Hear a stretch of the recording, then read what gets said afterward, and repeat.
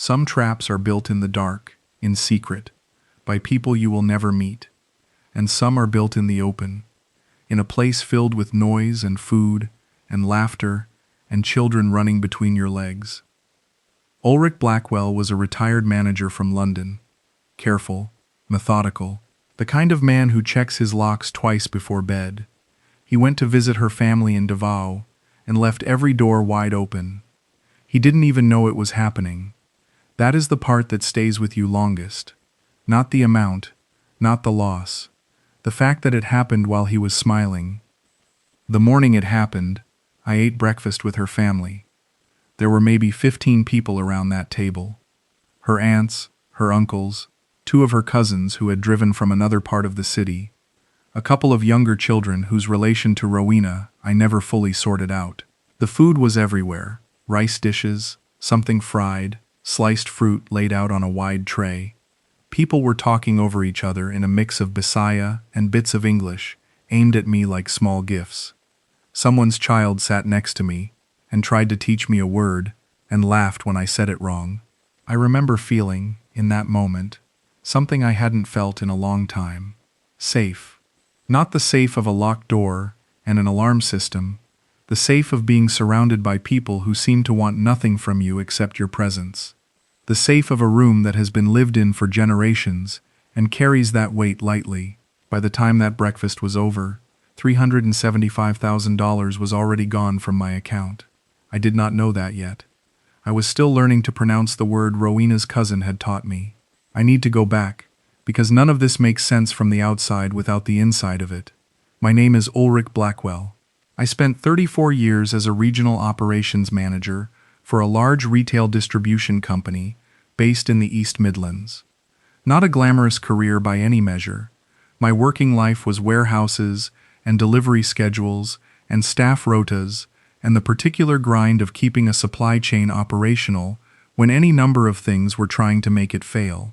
But I was good at it. I was precise and reliable, and those are the qualities the work rewards.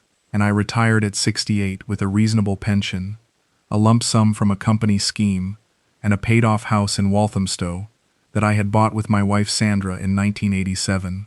Sandra died of breast cancer 5 years before I retired, 12 years ago now. We had no children. It was a choice we made in our 30s and made at peace, though there are moments in your later years when you feel the absence of it in ways you didn't anticipate. She was the person I talked to. Not in the way that people say that and mean something vague in general. I mean she was the specific, daily, irreplaceable person I processed the world with. After she went, I processed it alone, and I managed, and the years passed, and I became someone who was all right, in a way that didn't require anyone else to verify. I went to the Philippines at 71, 2 years before any of this happened. Not looking for anything in particular. A colleague's son who had retired to Cebu kept writing about it in a group email chain that I'd been half ignoring for a year, and one October morning I read his latest message and thought, why not? I booked flights that afternoon with the impulsiveness of a man who has learned that waiting for the right moment in retirement is how you stop doing things entirely. I spent 3 weeks in Cebu and 2 in Mindanao. The south of the country, Davao and the surrounding areas, appealed to me in a way I hadn't predicted. Quieter than Manila, less touristy than Cebu, with a scale and pace that felt manageable rather than overwhelming. I liked the markets. I liked the straightforward manner of people there. I liked the durian, which surprised me, and which the locals found it genuinely amusing that an Englishman liked.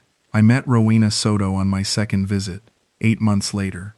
She told me, a cousin, the word used loosely in the way Filipino families use it, to describe a relationship that might be first cousin, or might be something more distant, but which carries the same familial weight either way. She was connected to the family that owned the guest house where I always stayed in Davao. Not working there, just often present in the way that family members are when a business is a family enterprise. She was 32 years old and had the directness that I have come to associate with people from Davao. They speak plainly there, with less of the softening that you encounter in other parts of the Philippines, and I found it refreshing. She said what she thought. She asked questions that were actually the questions she meant to ask. She told me once, early on, that she found most foreign visitors patronizing without meaning to be. They speak to us like we are children, she said, slowly, like if they say the words small enough we will understand them better. I know that mode, I said. I've used it myself without meaning to. You're doing it a little now, she said. I laughed. She laughed. And that was the beginning of something I didn't name for several weeks, because naming it felt like more than I was prepared to handle. We were in contact for 5 months before my third visit. Messages mostly. Her English was functional, but she preferred voice messages, which meant I learned her cadence, her pauses, the particular quality of her laugh when something amused her genuinely, as opposed to politely. When I came back in the spring, I went to Davao directly. I was not pretending to myself that this was coincidence. The relationship was slower than I expected, and more straightforward. Rowena was not a woman who performed. She did not change register depending on who was watching. She was the same person in a crowded room that she was in a quiet one. And for a man who had spent his working life reading whether people were telling him the truth or managing him, that consistency felt like the most reliable thing I had encountered in years. She had a job. I want to say this carefully because it matters. She was not idle. She worked at a small import goods operation, run by a member of her extended family, handling stock records and supplier communications. Not a large operation, not a prestigious one, but work she took seriously and spoke about with the particular ownership that comes from feeling genuinely responsible for something. I spent 3 weeks in Davao that spring. I met some of her family.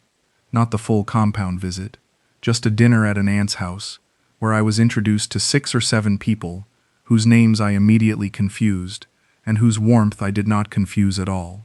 By the time I flew back to London, I had been to Davao 3 times. I had met Rowena's immediate family in passing. I was in daily contact, and I had decided, in the quiet, uncomplicated way that decisions sometimes arrive when you stop fighting them, that I wanted this relationship to be something that mattered. She was cautious about it too. That is the thing I keep returning to, because it is not what I expected. I expected that the caution would be on my side, the older foreign man assessing whether this was sensible, and instead the caution was mutual.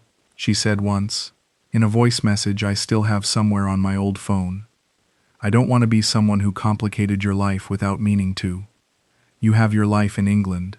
I have mine here. I don't know how those fit together yet. I told her we didn't need to know yet. That's an easy thing to say from England, she said. She was right, but we kept going. The compound visit was suggested by her family, not by Rowena. Her mother's sister, an aunt called Nina, who seemed to be the central organizing figure of the extended family, invited me to spend a long weekend at the family property outside Davao. Rowena told me about it with a look that was simultaneously pleased and slightly watchful. You don't have to go, she said. It's a lot of people. It can be overwhelming. Would you want me to go? I said. She thought for a moment. Yes, she said. But I want you to know what you're going into. It's not a quiet visit. My family, they're a lot. I like a lot, I said. She gave me that look again, the watchful one. We'll see, she said. The compound was about 40 minutes outside the city, down a road that started paved and ended gravel. It was a substantial property, a main house, 2 smaller structures that housed different branches of the family, a kitchen building that seemed to operate semi-independently, a large open area in the center where the children congregated. The whole thing sat behind a wall with a gate that a family member opened when we arrived. There were people everywhere. Not chaotically, it was clearly a well-organized household, with Nana running it with the efficiency of someone who has coordinated large numbers of people for decades, but it was full, and loud, and alive in a way that my Walthamstow house emphatically was not. I was given a small room in the main house. Rowena's room was 2 doors down. I was introduced to what felt like the entire extended family over the course of the first evening. I lost count at 30 people, and stopped trying to track relationships. I want to describe what the next 2 days felt like, because the feeling is the whole story. I felt welcomed, not performed at, genuinely included. People talked to me about ordinary things. Nana's husband, a large quiet man named Manong Ben, asked me about the UK's traffic rules, with a seriousness that suggested he had opinions he wanted to test against an English person. Two of Rowena's female cousins asked me questions about London that were genuinely curious rather than envious. A teenage boy sat with me for an hour and showed me things on his phone that he found impressive. Children ignored me entirely, which is the most honest form of acceptance. Rowena moved through all of it with the ease of someone who had grown up in this environment and knew every current and undercurrent. She checked on me without hovering. She translated when something needed translating. She gave me space when the density of the socializing became too much, and I needed to sit quietly on a step with a glass of water and let the noise wash over me from a slight distance. My phone was with me the entire time. This is the thing I have to be precise about, because the question I was asked later, repeatedly, by the attorney, by the bank's fraud team, by my nephew Simon when he flew out to help me deal with the aftermath, was always, "Where was your phone?" "With me," I said. "Always with me." That was true. It was also not the full picture. A phone that is with you is not necessarily in your hand. Over 2 days in that compound, my phone was in my shirt pocket when I was sitting at table, on a surface next to me when I was in conversation, on the bed in my room when I went to wash my hands before meals, on a table in the open area when both hands were occupied with food or with a child who had decided to show me something. Always near me, always technically in my possession, never, at any point, in someone else's hands. I checked it periodically. I am not a person who is on my phone constantly. I am 73 years old, and I use it as a phone, and for messages, and for banking, and I do not stare at it every 10 minutes.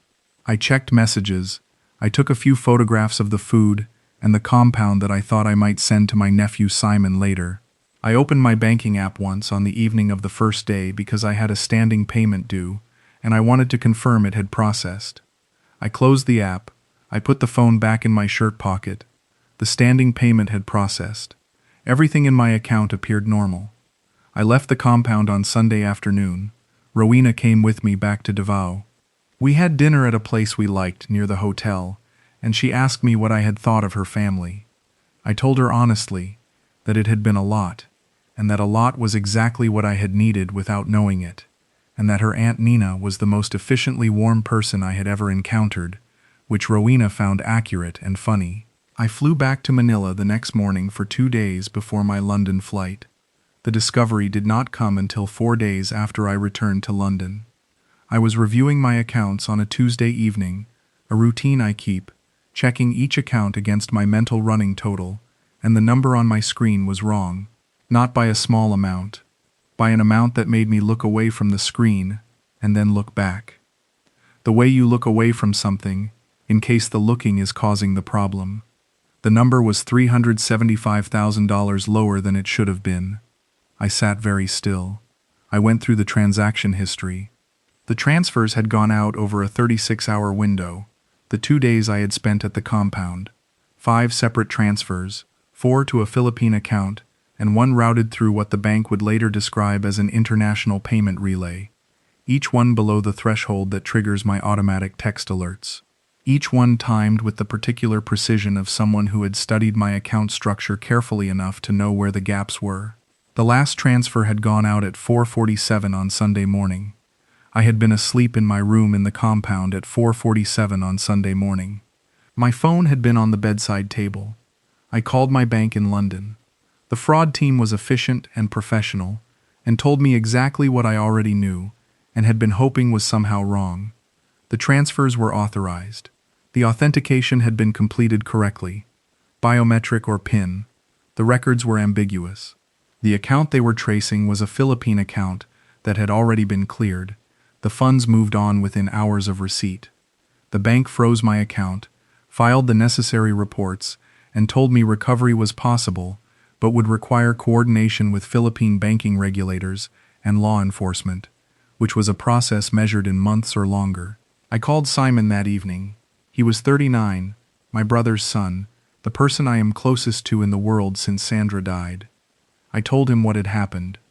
He was on a flight to Manila 3 days later, which I told him was unnecessary and which I was deeply relieved to see happen regardless. Simon is a practical person. He asked questions I had not yet thought to ask, sat with me while I spoke to the bank's fraud investigators again, and found me a Manila-based attorney named Attorney Jerry Manalansan, who specialized in cybercrime and financial fraud cases involving foreign nationals. Attorney Manalansan reviewed everything.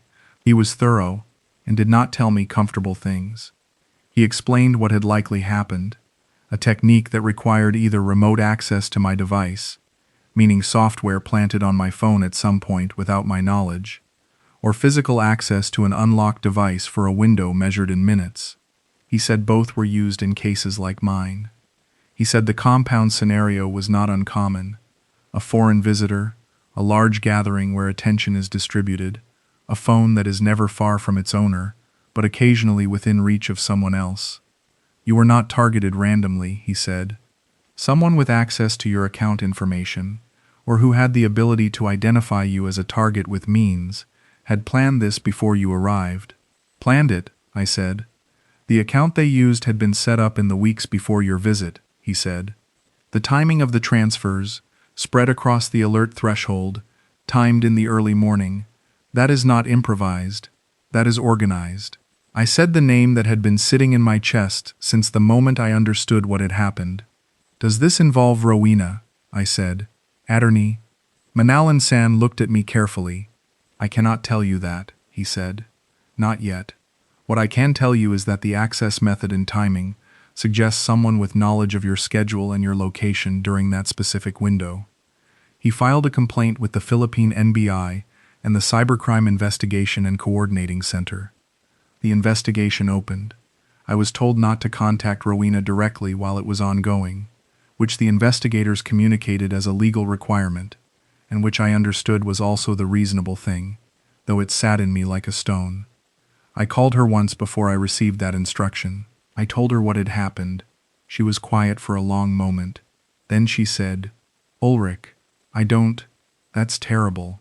I'm so sorry. I don't understand how. Neither do I said. Your phone was always with you, she said. Yes, I said. Another silence. Then, do the police think it was someone at the compound? They're investigating, I said. The silence after that was the kind you can feel through a phone, not the silence of someone waiting for the conversation to end, the silence of someone choosing, very carefully, what to say next. I'll help in any way I can, she said. She was interviewed by investigators. Her family members were interviewed. The investigation turned up evidence of a relay account, connected to a person who was a peripheral member of the extended family network. Not someone I had met, not someone who had been introduced to me, but someone with ties to several people at the compound. The precise chain of how the access was obtained, whether through remote software planted on my phone at some point, or through physical access during one of the moments when the phone was on a surface and I was occupied, was never established to a legal standard sufficient for prosecution. The $375,000 was not recovered. I want to say something about Rowena that is hard to say and important to say honestly. I do not know whether she knew. That is not a comfortable sentence. I have sat with it for more than a year, and I have not been able to resolve it in either direction. The investigation did not establish her knowledge or involvement. The peripheral family member who was identified as connected to the relay account was not someone she appeared close to. Her own conduct, as far as the investigators could assess, showed no clear pattern of preparation or coordination. But the access required knowledge of my schedule, knowledge of which dates I would be at the compound, knowledge of my account structure that went beyond what a casual acquaintance could have gathered. Someone in that extended family network had information about me that they used deliberately. Whether Rowena was the source of that information, knowingly or unknowingly, is something I genuinely cannot answer. I have not spoken to her since the investigation concluded without charges, not because I am certain she was involved, because I am not certain she wasn't. And living in that uncertainty while maintaining a relationship was not something I was capable of. I went back to Walthamstow in the autumn. Simon came for a weekend in October, and we sat in my kitchen, and I told him the full version, Not the compressed fraud report version, but the whole thing. He listened the way he always does, without interrupting, and then he asked me something I didn't expect. "Did you love her?" he said. I thought about it for a long time. "I trusted her," I said, which for me is close to the same thing. He nodded. He didn't push it. The financial damage was real and required real adjustment. The $375,000 came from a savings account that I had mentally designated as a capital reserve, money I did not intend to spend but held for serious unforeseen needs. It is gone. My pension and my primary accounts are untouched. The Walthamstow house is paid for. I am not in danger, but the cushion is gone, and I feel its absence the way you feel the absence of a margin. Not with immediate crisis, but with the specific anxiety of knowing that you have less room for error than you did. I have changed things that I should have changed before I went to the Philippines. My phone now runs security software that flags unusual access patterns. My banking app requires two-factor authentication that cannot be completed without a code sent to a separate device. My accounts are structured so that transfers above a certain threshold require a call to the bank's fraud line. Attorney Manalansan reviewed my digital security profile and made recommendations that I implemented in full. These are things I should have done before, not because the Philippines is uniquely dangerous. It is not. But because any person who carries a smartphone with banking access into any unfamiliar environment, surrounded by people they cannot fully verify, is carrying a risk that is invisible because the device is familiar. My phone felt safe because it was mine, because it had been mine for years, because I knew how to use it and where I kept it and how I felt when it was in my pocket. That familiarity was not the same as security. I had confused the two, the way you confuse comfortable with protected, and it had cost me $375,000 at a breakfast table where I felt, at the moment, completely safe. There is something I have been thinking about since all of this happened that I want to say carefully, because I don't want it to sound like bitterness, and it is not bitterness. The compound was real. The warmth of that breakfast table was real. Manong Ben's seriousness about UK traffic rules was real. The child who taught me the Bisaya word and laughed when I got it wrong was real. None of that was fabricated. The life of that family, in that place, on those 2 days, was genuine and full and generous in the way that such gatherings are genuine and full and generous.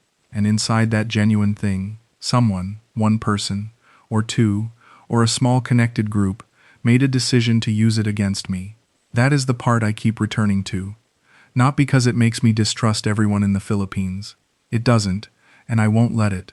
But because it is a lesson about the way that vulnerability works. I was most vulnerable not when I was alone and wary, but when I was surrounded and welcomed and entirely off my guard. That state, the open, comfortable, trusting state of a man who feels safe, is exactly when a certain kind of theft becomes possible. I was robbed in the most comfortable moment I had experienced in years. That is what I most want anyone who reads this to understand. Not that warmth is false, not that kindness is a cover, but that comfort can be a condition that someone else is waiting for you to reach, and that the moment you lower every defense because everything feels right, is precisely the moment when your defenses matter most. I am still in Walthamstow.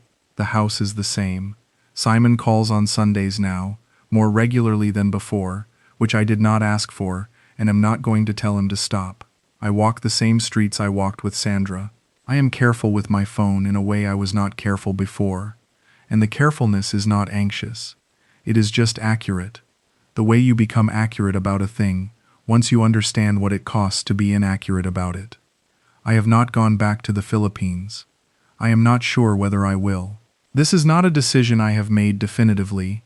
It is simply where I am, 14 months after a Sunday morning, when I was asleep in a small room in a family compound, and someone used my phone at 4:47 to take everything I had set aside. What I know is this. I went to Davao, looking for something I genuinely found, and inside the finding of it, something else was taken. The finding was not false because the taking happened, but I am still working out how to hold both things at once, and I am not sure I am done working it out. The Bisaya word the child taught me. I still remember it. I still say it right sometimes, and sometimes wrong. I think about that more than I probably should.